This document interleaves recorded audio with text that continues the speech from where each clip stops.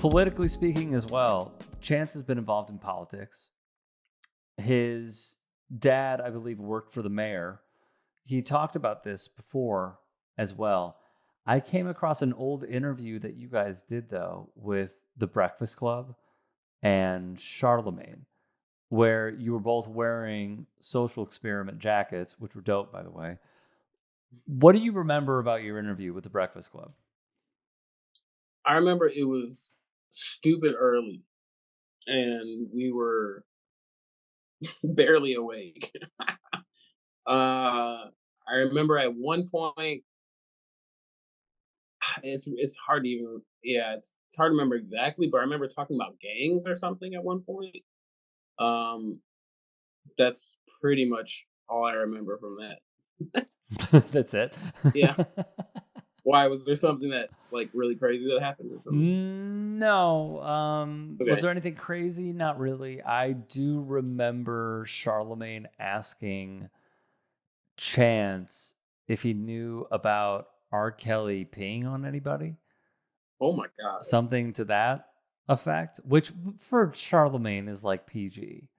Wow. He'll go there, hmm you know.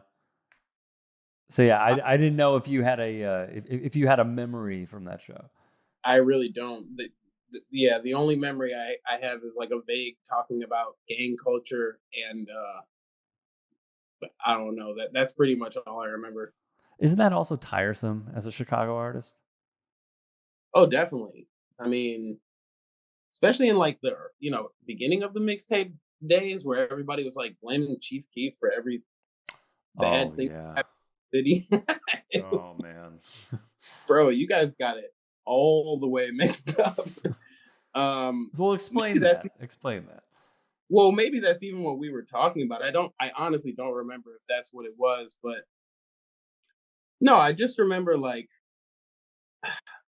people talking about him and like inciting violence and all this stuff. And I'm like, man, the stuff he's talking about is stuff that he's witnessing, that he's, seeing, that he's the victim of in some cases, but also just like he's just an artist telling stories. I mean, uh and a product of this environment. He didn't create this environment. Like he's not single-handedly responsible for like everything that led to the making of drill music. Like I think that was kind of the point that I was making. Is just like the artists are reflecting the times. The artists um we're feeling and witnessing, and then being mirrors.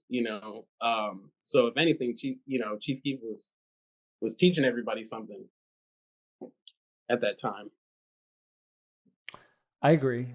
I would also make the correlation that there is a media landscape, and it's been like this for a while, where you will see predominantly right wing voices making using their voices and having a bullhorn to say, you know what the problem is? It's Mm, rap music, it's hip hop music, it's drill. And then right away, by the way, Academics is also a mhm, huge POS who participated in this and did not help at all, and also made his name by shitting on Chicago and shitting on drill. But that's besides the point. We could mm, actually get to Academics in a moment. But what I would say is it's predominantly right wing voices who will say, oh, well, we hate Chicago because our audience hates Chicago. Oh, well, we could correlate that to gun violence because right. only a certain kind of person who looks a certain way is allowed to own a gun in this country. It's like the perfect storm for one side of the political aisle to just gang up on the other, is what I would say. 100%. I mean, I think I think that music in general is inherently political because again, it's reflecting the times that we're in. It's reflecting the spaces that we're a part of, and um, yeah, for people to twist the narrative and have some sort of scapegoat is just insane to me. Like, um, yeah, in my mind, it's just making music and I agree. making art. Yeah. I agree. I would also say, if memory serves me correctly, that was also a big talking point when Bill O'Reilly had Cameron and Dame Dash on with the Mm, You Mad stuff. And mm, he was talking about how Dame Dash was making the point correctly that Cameron is not like what they're making him out to be. He's literally speaking about real life experiences. mm, So where is the line for those who are saying, protect the kids, protect the kids? mm. It has to be somewhere. And sort of like what you're saying with Chief Keef, all they're doing is rapping about their real life experiences. It's not necessarily go do this, go repeat after me. It's not a Simon Says contest. Also, not for everybody. Like, that's the other thing is like nobody's putting a gun to your head and forcing you to listen to it. You know, if you're listening to it and vibing with it, it's because you have some sort of, I don't know, admiration for it, respect for it, or you're, I don't know, I guess infantilizing it and making it, you know, like your little plaything, which is the worst of it. But um yeah, I think nobody has as much control as people assume. Like in terms of making music, but we're witnessing and processing information and regurgitating our responses to it. You know, and yeah, I don't think like when I was 12 or 13, I used to love listening to Biggie Smalls all the time. Notorious B.I.G. That was my guy. I would die on that hill. Him versus Tupac wasn't even a discussion to me back then. He was my favorite. And nowadays, it's kind of hard to listen to some Biggie music. I mean, of course, some of it I still love. There's a special place in my heart, but some of it I just can't really listen to. Like, it's a little too graphically violent for my taste, and that's okay. Like, he can still tell his stories and do his thing, and I could still appreciate it for what it was in my life and how it impacted my musical story. And I don't know.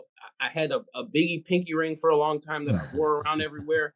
I wouldn't wear that today because I don't fully, can't fully get behind a lot of the stuff he was talking about in those songs. But I still respect him as an artist, to the utmost and think he's one of the greatest, one of the greats, It's sort of like how much do you separate, you know, the art side from the personal side and how much do you understand that every piece of art is inherently political and how much weight you give that, how much responsibility you put on artists to sort of bear that cross.